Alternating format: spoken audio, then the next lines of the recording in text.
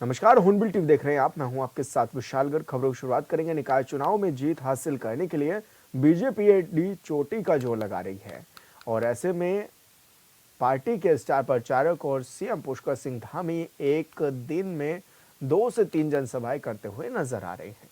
इसी के चलते गुरुवार को सीएम धामी ने नैनीताल में बीजेपी प्रत्याशियों के पक्ष में प्रचार किया। जनसभा को संबोधित करते हुए सीएम ने सरकार की उपलब्धियां भी गिनाई हैं और जनता से वोट देने की भी अपील की है। हमारा केदारखंड हो या केदारखंड के साथ साथ मानसखंड के हमारे कुमाऊं क्षेत्र के सारे जितने हमारे पौराणिक मंदिर हैं, उनके पुनरुत्थान का, उनके पुनर्निर्माण का, नवनिर्माण के लिए हजारों करोड़ की योजनाएं स्वीकृत की जा रही हैं। हमने मंदिर माला मिशन उत्तराखंड के हमारे इस कुमाऊं क्षेत्र के सभी मंदिरों के लिए बनाया है, जिसमें पहले चरण में हमने 16 प्रमुख मंदिरों को इसके पुनर्निर्माण और नवनिर्माण के लिए उनका चयन हुआ है। भाई बहनों, इसके कारण से तेजी से हमारे पूरे क्षेत्रों में तेजी से पर्यटन बढ़ा है। आने वाले दर्शक, श्रद्धालु, तीर्थयात्री बड़ी संख्या में आज देवभूमि उत्तराखंड आ रहे हैं। इसके साथ ही हमने अन्य क्षेत्रों में भी, चाहे वो खेल का क्षेत्र हो, पर्यटन का क्षेत्र हो, एडवेंचर एक्टिविटीज के हब के रूप में हमारे राज्य को, उत्तराखंड को स्थापित करने का प्रयास किया जा रहा है।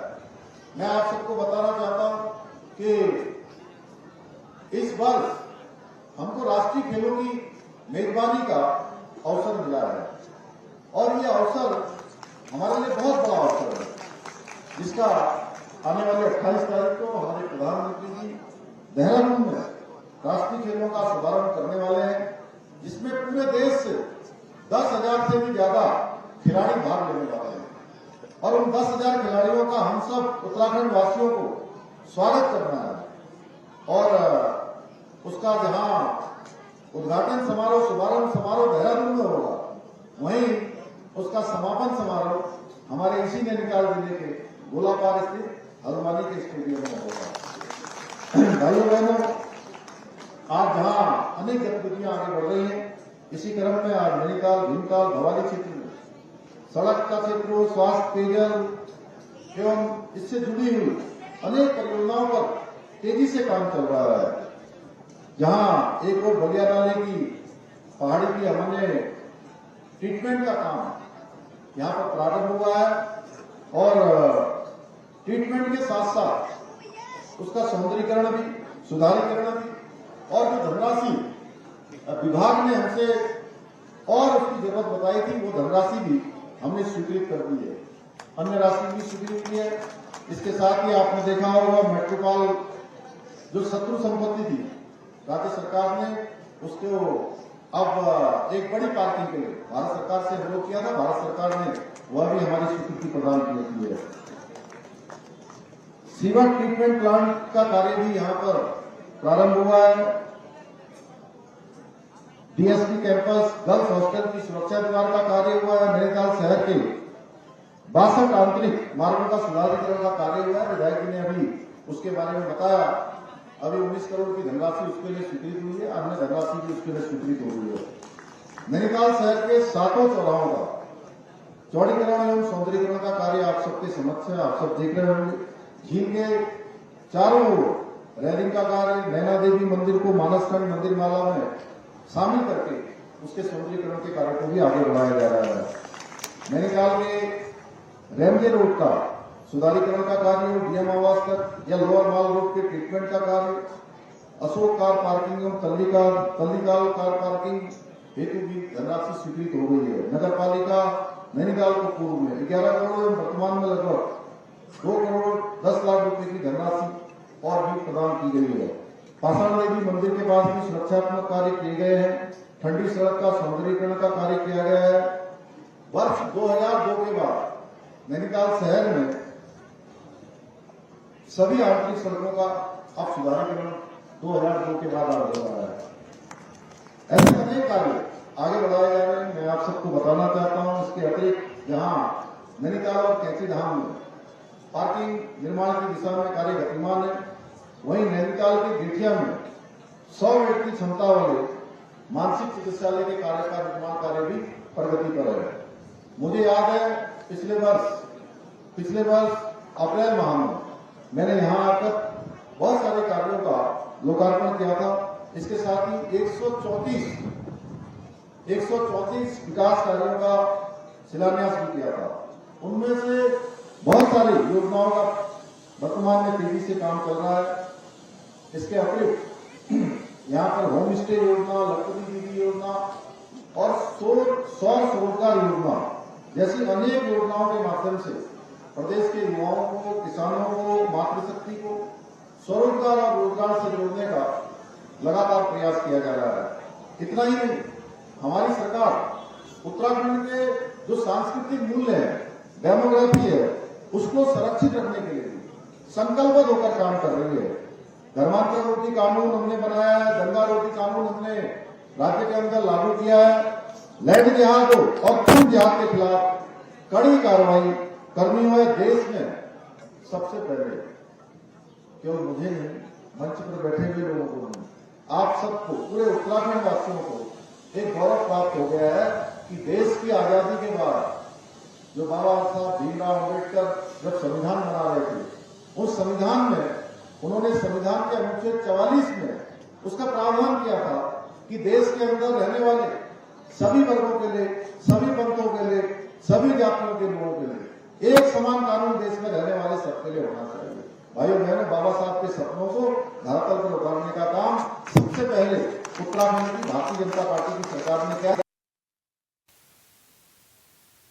उत्तराखंड में निकाय चुनाव को लेकर आरोपों की राजनीति जारी है। विपक्ष का आरोप है कि सत्ता पक्ष सत्ता का दुरुपयोग कर रहा है, जिसे बीजेपी ने बेबुनियाद बताया है। देहरादून के धर्मपुर से विधायक विनोद चमोली ने खास बातचीत में क्या कुछ कहा, सुनिए इस रिपोर्ट में। राज्य में निकाय चुनाव जारी है। बातचीत करने के लिए विनोद चमोली जी हमारे साथ मौजूद हैं। सर, निकाय चुनाव जारी है, किस तरह की तैयारियां भी देखी जा रही है और आपके प्रत्याशी कितना दम लगाते हुए भी नजर आ रहे हैं? देखिए, तैयारी का तो प्रश्न नहीं होता, चुनाव बहुत आगे निकल गया है जी। अब तो जो कुछ तैयारियां थी वो एग्जीक्यूट हो रही हैं जी। और ऐसा दिख रहा है कि प्रतिद्वंदी कहीं दिखाई नहीं पड़ रहे हैं। भारतीय जनता पार्टी बहुत बेहतर स्थिति में है और पहले से बेहतर परिणाम रहेंगे, ऐसा मेरा मानना है। लेकिन विपक्ष तो खत्म कर दिया आपने, विपक्ष को तो पूरी तरह से आपने बीजेपी में शामिल करा लिए। बड़े बड़े नेता हो, विधायक हों या फिर संगठन उपाध्यक्ष हों, तो अब कांग्रेस में विपक्ष में तो कोई आपके सामने रह ही नहीं गया है। मैं इसीलिए कह रहा हूँ कि प्रतिद्वंदी दिखाई नहीं पड़ रहे हैं और विपक्ष हमने समाप्त नहीं किया, उनकी नीतियों ने समाप्त किया है। कांग्रेस की इनफाइटिंग ने समाप्त किया है। कांग्रेस में जो कार्यकर्ताओं का संगठन के प्रति अविश्वास और नेताओं के प्रति अविश्वास खड़ा हुआ है, उसने ख़त्म किया है। हाँ, ये ठीक है क्योंकि सामाजिक क्षेत्र में वो सक्रिय लोग हैं और विचारधारा की दृष्टि से वो भारतीय जनता पार्टी की विचारधारा से प्रभावित हुए, तो भारतीय जनता पार्टी को मजबूत करने के लिए भारतीय जनता पार्टी में आने का उन्होंने आग्रह किया। हमने उसको स्वीकारा और आज वो हमारी पार्टी के कार्यकर्ता हैं, हमारा हिस्सा है। तो ये तो कांग्रेस का फेल्योर है। भारतीय जनता पार्टी का तो ठीक है, हमारे दरवाजे खुले हुए हैं, लेकिन फेल्योर तो कांग्रेस का है कि अपने लोगों को संभाल कर नहीं रख पा रही है। जी। लेकिन सर, वहाँ पर टिकट नहीं मिला तो बीजेपी में शामिल हो रहे हैं, और जब बीजेपी में टिकट नहीं मिल पाएगा फिर सर? नहीं, देखिए, जो बीजेपी में शामिल हुए वो टिकट की शर्तों पर नहीं हुए और बहुत सारे लोग ऐसे जिन्होंने टिकट मांगे भी नहीं है। मेरे क्षेत्र में 3 पार्षद हमारे ऐसे थे जो दिनेश अग्रवाल जी के साथ भारतीय जनता पार्टी में आए थे। उनमें से एक हमारे ऐसे भी पार्षद हैं जिन्होंने टिकट नहीं मांगा, जिन्होंने कहा साहब आप जैसा ठीक समझो करें। 2 जगह से भी हमको कोई बहुत ज़्यादा दबाव उन्होंने नहीं बनाया, लेकिन वो जो वर्तमान में जो भी नाम हमारे सामने थे उनमें वो नाम थोड़ा मजबूत नाम थे, तो उनको टिकट दिया गया। तो ऐसा नहीं है कि वो टिकटों के लिए कोई हमारे ऊपर दबाव बना रहे हैं या टिकट के लिए आए हैं, ऐसा नहीं है। राजनीति में सिर्फ चुनाव लड़ना ही एकमात्र साधन नहीं आगे आने का, और भी बहुत सारे तरीके संगठन के माध्यम से लोग आ सकते हैं, सरकार में अपनी जिम्मेदारियां निभा सकते हैं दायित्वों पर, और कार्यकर्ता के नाते भी कई लोग सेवा भाव से भी आते हैं। तो ऐसा नहीं है कि उसको सिर्फ टिकट से जोड़ के देखा जाना चाहिए। लेकिन सर, विपक्षी दल ये भी कह रहे हैं कि आप लोग प्रशासनिक दबाव बना रहे हैं और उसी वजह से कई को के नामांकन आपने रद्द करा दिए। वो इस तरह के आरोप आप पर क्यों लगा रहे हैं? यानी कोई दबाव नहीं बनाया जा रहा है। प्रशासन चुनाव के बीच में कहीं भी नहीं है। उनका काम है कि ठीक प्रकार से चुनाव करा देना, वो उस व्यवस्था में लगे हुए हैं।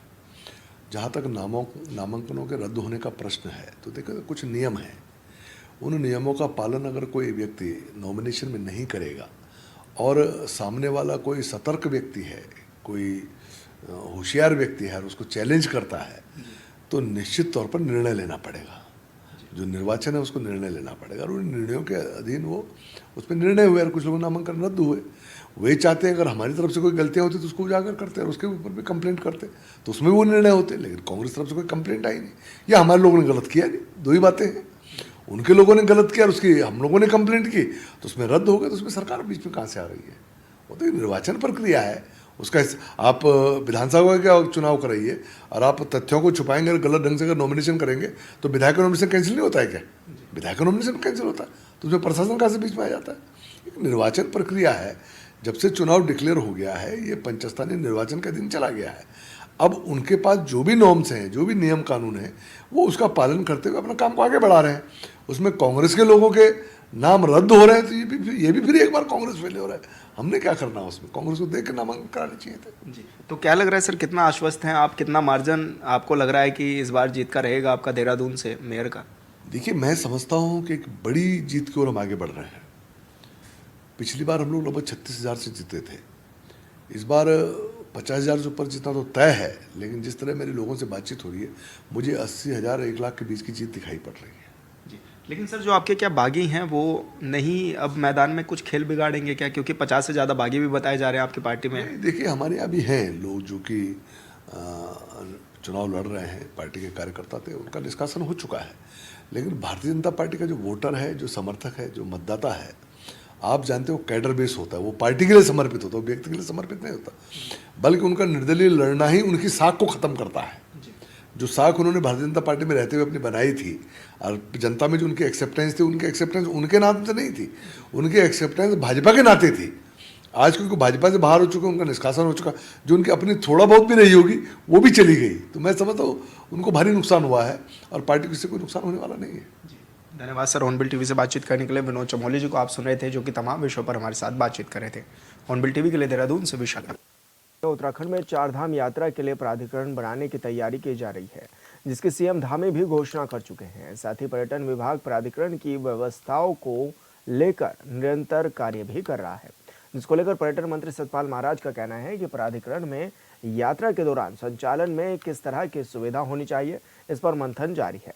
धामों की जो कैरिंग कैपेसिटी है उसी के मुताबिक यात्रियों को वहां भेजा जाएगा, ताकि यात्रा सुचारू रूप से चलती रहे।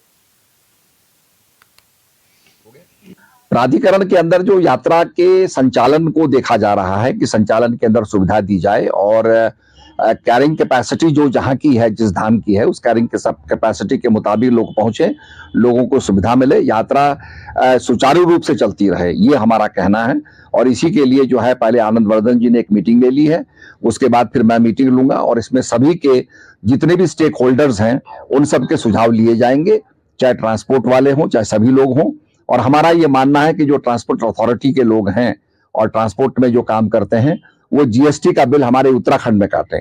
अगर टैक्सी का जीएसटी का बिल दिल्ली में कटता है तो दिल्ली की स्टेट को लाभ होता है, उत्तराखंड को लाभ नहीं मिलता। तो हम ये चाहते हैं कि यात्रा करने वाले, क्योंकि यात्रा को हरिद्वार से, ऋषिकेश से प्रारंभ करते हैं, तो जीएसटी के समस्त बिल जो हैं वो उत्तराखंड में ही कटने चाहिए। देहरादून के चक्राता में आए दिन सड़क दुर्घटनाओं के मामले सामने आते हैं, जिसको लेकर पीडब्ल्यूडी मंत्री सतपाल महाराज का बयान भी सामने आया है।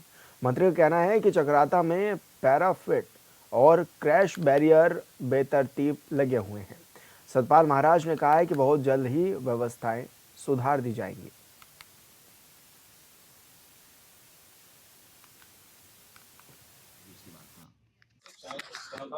इसके लिए हम लोगों ने बड़े संज्ञान में लिया है और कहीं पर मैंने देखा कि जो पैरापिट लगाए गए हैं और उसके अंदर जो लगाए गए हैं, लोहे के लगाए गए हैं, वो कुछ अंदर लगा दिए गए, जिसके कारण सड़क संकरी हो गई है।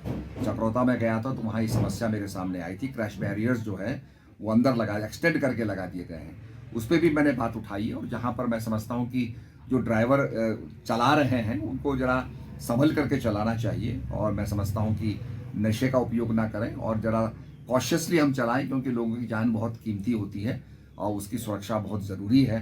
तो इसलिए सभी जो गाड़ी में, बस में बैठे हैं, उनका, खासकर चालक का ये कर्तव्य बन जाता है कि वो सुरक्षित यात्रा को रखें। लेकिन सर पैराफिट को लेकर कुछ आप ठोस कदम उठाएंगे क्योंकि नहीं, पैरापेट को लेके हम लगवाएंगे, पैरापेट को लगवाएंगे और जो एक्सटेंशन हो गया उसको भी हम कम करवाएंगे और जगह जगह जहाँ पर ये हादसे हुए वहाँ पैरापेट लगाएंगे। पैरापेट के साथ एक समस्या और आ रही है सर, जो निजी कंपनियां हैं उन्होंने अपनी केबल्स डालने के लिए खुदान पहाड़ों में बहुत किया है।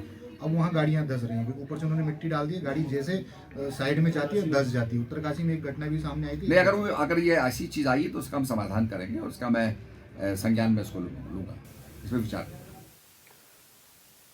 भगवानपुर में कांग्रेस प्रत्याशी के पक्ष में स्थानीय विधायक ममता राकेश ने ताबड़तोड़ जनसभाएं शुरू कर दी हैं। भगवानपुर के वार्ड नंबर 7 में विधायक ममता राकेश ने एक चुनावी जनसभा भी की है, जिसमें भारी संख्या में भीड़ मौजूद रही। सभा को संबोधित करते हुए कांग्रेस विधायक ममता राकेश ने कहा है कि बीजेपी के प्रत्याशी धनबल सत्ताबल से चुनाव लड़ रहे हैं।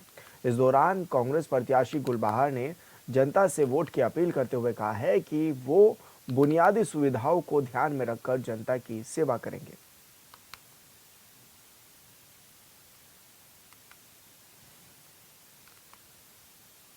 भारी बहुमत के साथ कांग्रेस का मुद्दा हमेशा से विकास का रहा है।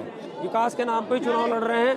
कांग्रेस का एक एक कार्यकर्ता डोर टू डोर जा रहा है और एक एक वोटर को समझा रहा है कि 23 तारीख को भारी संख्या में मतदान करें और कांग्रेस का चुनाव निशान हाथ के पंजे पर मोहर लगाकर भाई गुलबहार को कामयाब करना है। और हमारी भरपूर कोशिश है कि हम पहले से जितने हमारे यहाँ से गाँव से वोट निकलते थे उससे ज़्यादा वोट प्लस करके हम कांग्रेस के देंगे।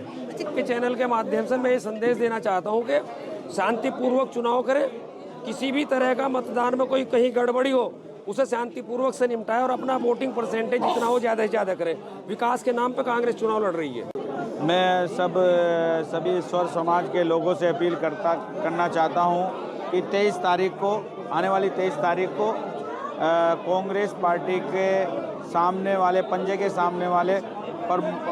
के सामने मोहर लगाकर भारी मतों से विजय बनाना है। देख रहे हैं कि आपके चैनल के माध्यम से भी आप प्रतिदिन चुनावी अपडेट दे रहे हैं कि आए दिन गुलबहार को हमारे कांग्रेस के भगवानपुर नगर पंचायत अध्यक्ष पद के प्रत्याशी हैं। जनता का भरपूर प्यार और समर्थन मिल रहा है, हर वर्ग का साथ इन्हें मिल रहा है क्योंकि अब जनता जागरूक है और सब देख सोच समझ रही है। सब विकास में विश्वास करते हैं, भाईचारे में विश्वास करते हैं, अमन चैन शांति में विश्वास करते हैं। बूथ में इससे छेड़खानी की गई है। हमारे भगवानपुर में शाहपुर का वार्ड नंबर 5 और 4 के साथ छेड़खानी की है। बीच में हाईवे पड़ता है। हमारा जो वार्ड नंबर 4 है उसको आरएनआई में इन्होंने किया है गलत तरीके से, और जो हमारा वार्ड नंबर 4 है 4 को हाईवे से दूसरी तरफ हमारे शाहपुर में इन्होंने करने का काम किया है, जिसके लिए हमने आज डीएम से मुलाकात की। कल एसडीएम साहब को राव साहब ने अभिषेक राकेश ने ज्ञापन दिया था। आज मैं उसी को लेकर के डीएम से मिली हूँ। राज्य निर्वाचन आयोग में बड़कोट के नगर निकाय चुनाव में अध्यक्ष पद के लिए निर्दलीय प्रत्याशी सुनील थपलियाल ने मीडिया के सामने अपना घोषणा पत्र पेश किया है। इस दौरान उन्होंने पत्रकारों के सामने नगरपालिका बड़कोट के विकास के विजन को रखा है। उन्होंने बताया है कि वो पिछले 2 दशकों से बड़कोट में जन सेवा कर रहे हैं और तमाम क्षेत्रों में लगातार लोगों के सुख दुख के साथी भी बने हुए हैं।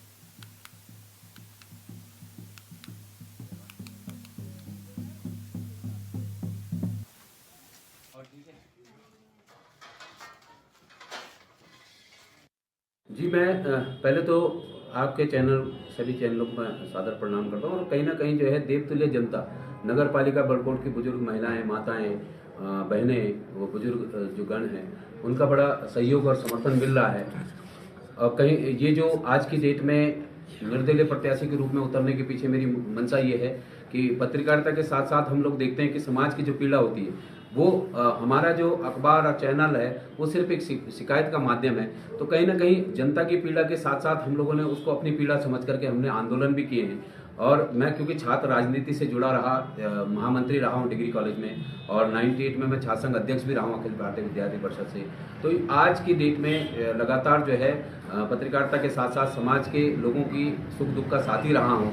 और यहीं ITI रोड पर जो है थाने की बाउंड्री से लगा हुआ मेरा घर है और जो भी मेरे को रात या दिन भी बोलते हैं तो मैं उनकी सेवा के लिए हमेशा तत्पर।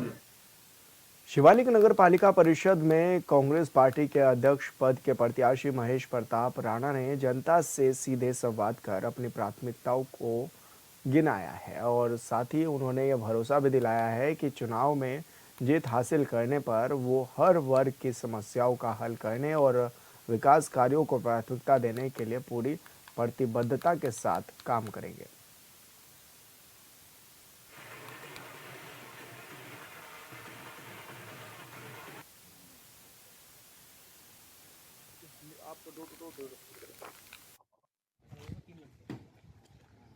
लोगों में बहुत रोष भरा हुआ है, लोग परेशान है। सारी जन सुविधाओं के नाम पर जो बंदर बाट नगर पालिका में भ्रष्टाचार की गई है, उससे जनता बहुत परेशान है। ना लाइटों की प्रॉपर व्यवस्था है, पथ प्रकाश की, पार्कों की दुर्गति हो रखी है। तो निश्चित रूप से जनता इस बार बदलाव कर रही है और ये कोई इलेक्शन भाजपा या कांग्रेस का नहीं है। इसमें प्रत्याशी को पसंद कर रहे हैं कि प्रत्याशी कौन है, क्या है उसका विजन, क्या वो नगर पालिका के बारे में सोचता है। अगर हमारा वोट बनता है तो निश्चित रूप से जो जन सेवा के सरोकार नगर पालिका के माध्यम से किए जाते हैं वो बिना भ्रष्टाचार के तत्काल उनको रिलीफ देकर उनका काम किया जाएगा। निश्चित रूप से हमने उसके लिए एक रूपरेखा बनाई हुई है कि हम गेट लगवाएंगे इसके अंदर और रात को उसके ऊपर गार्ड भी बैठा होगा और सीसीटीवी कैमरे की व्यवस्था तुरंत 6 महीने में की जाएगी अगर हमारा वोट।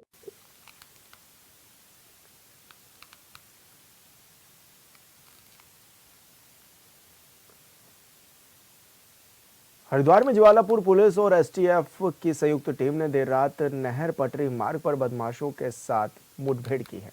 पुलिस को सूचना मिली थी कि बरेली से नशे की खेप लेकर 2 बदमाश आ रहे हैं। घेराबंदी के दौरान पुलिस ने बदमाशों को सरेंडर करने की चेतावनी भी दी और इस दौरान पुलिस और बदमाशों के बीच मुठभेड़ भी हो गई।